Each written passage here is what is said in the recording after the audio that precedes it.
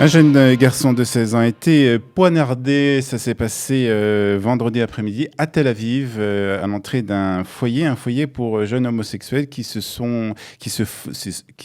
ont été rejetés par leur famille en raison de leur identité sexuelle. Et pour parler de ce sujet, nous sommes ce matin en ligne avec Yaël David. Yaël, bonjour. Bonjour. Merci d'être avec nous ce matin. On va parler de ce sujet parce que c'est un sujet que vous connaissez. Alors, on ne va pas dire que vous avez eu des violences, que vous avez été victime de violences, mais en tout cas, vous avez été victime d'un certain rejet parental lorsque vous avez déclaré ou vous avez annoncé à votre famille que vous étiez homosexuel. Oui, mes parents m'ont pas parlé pendant plusieurs années. Ils n'ont pas accepté votre identité sexuelle?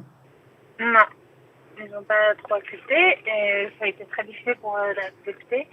Mais ce que je voulais dire, c'est que je trouve ça incroyable qu'après l'événement qu'il y a eu au Bar Noir et qu'il n'y ait toujours pas de sécurité devant des lieux où les enfants qui sont rejetés par leur famille trouvent un foyer et qu'ils peuvent pas se sentir en sécurité même là-bas.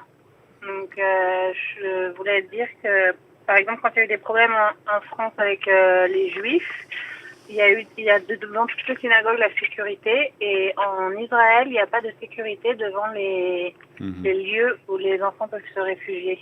Vous connaissez un peu cet endroit, ce centre Beth Dror à Tel Aviv? Est-ce que vous pouvez nous en dire un peu plus? Ouais, en fait, j'avais fait un film et j'avais projeté là-bas, donc j'avais connu un peu les jeunes qui se réfugient là-bas. Ils n'ont plus où aller, ils sont assez désespérés et c'est un endroit qui les accueille pendant un certain temps, puisque bien sûr il n'y a pas un nombre illimité de places là-bas et qu'il n'y a pas beaucoup de centres, donc au bout d'un moment ils doivent se débrouiller. Mais c'est très important qu'il y ait des centres comme ça, et c'est le seul endroit où ils peuvent aller se réfugier. Est-ce qu'on trouve, quels sont un peu les profils qu'on retrouve dans ce genre de centre? Est-ce que ce sont des personnes d'un certain milieu, de certains milieux, où il y a vraiment de tout? Non, il y a de tout. Il y a des transsexuels qui veulent passer d'homme à femme ou de femme à homme. Très difficile à accepter. C'est encore plus difficile que des homosexuels ou des lesbiennes. Il y a de tous les milieux. Il y a des religieux, des pas religieux. Enfin, en tout cas, quand moi j'y étais, il n'y avait pas du tout de... C'est-à-dire qu'on retrouve vraiment des personnes de tous les horizons. C'est pas le milieu, on va dire, religieux, ou comme ça a été le cas de ce jeune garçon. C'est un jeune garçon qui visiblement vient d'un village arabe. C'est pas spécialement certains milieux, c'est tous les milieux sont touchés. Oui, c'est tous les milieux. Moi, je viens pas forcément d'un milieu religieux. J'ai pas été acceptée non plus. Ça n'a rien à voir avec... Alors comment est-ce que, je ne sais pas si vous avez une réponse à ça, mais comment expliquer aujourd'hui en 2019 que une famille, que des parents n'acceptent pas que leurs enfants soient homosexuels? Je pense qu'en fait, on va vers un monde où les gens perdent un peu la raison par rapport à la religion, et perdent un peu le sens de la religion, puisque le sens de la religion, c'est quand même aimer son prochain comme soi-même et ne pas tuer ou offender qui que ce soit. C'est comme si on vous demandait aujourd'hui, les hétérosexuels, de devenir homosexuels. Ça serait quand même un peu difficile, je pense. Donc, personne ne se met à la place de l'autre. Et la violence devient gratuite. Voilà, t'es pas comme je voulais que tu sois, donc j'essaye de te tuer ou je te tue, c'est pas grave. Ce qui est important, c'est la religion. Et la religion, je pense pas que ce soit ce qu'elle enseigne à la base. Et je pense que c'est très grave que des familles religieuses prennent ça dans ce sens-là et n'acceptent pas avec amour leurs enfants tels qu'ils sont.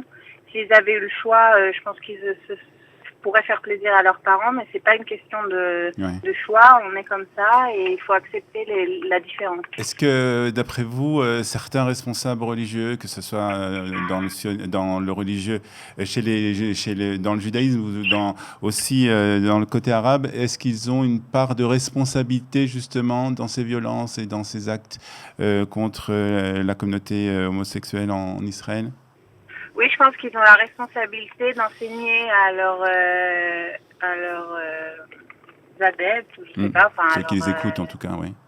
ceux qui les écoutent, je pense qu'ils ont la responsabilité de leur enseigner d'aimer les autres comme ils sont et d'accepter la différence et ne pas influencer la violence envers qui que ce soit d'une autre religion, qui soit d'une autre orientation sexuelle, qui soit d'une autre couleur de peau. Ouais. Et je pense que c'est la base c'est le minimum que les personnes dans cette position peuvent faire passer comme message.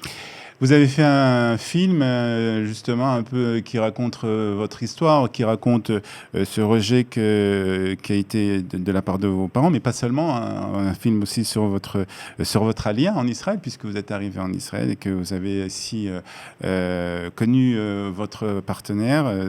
Et ce film, il raconte quoi encore? En fait, j'ai filmé mon coming out, en gros. D'accord. À la base,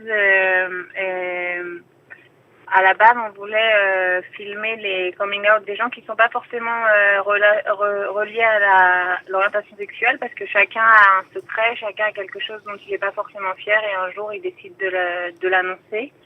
Ça peut être même des parents qui ont pas fait la circoncision à leur fils ou qui ont choisi des voies différentes. Ça peut être des enfants qui ont été battus et qui ont peur de le dire.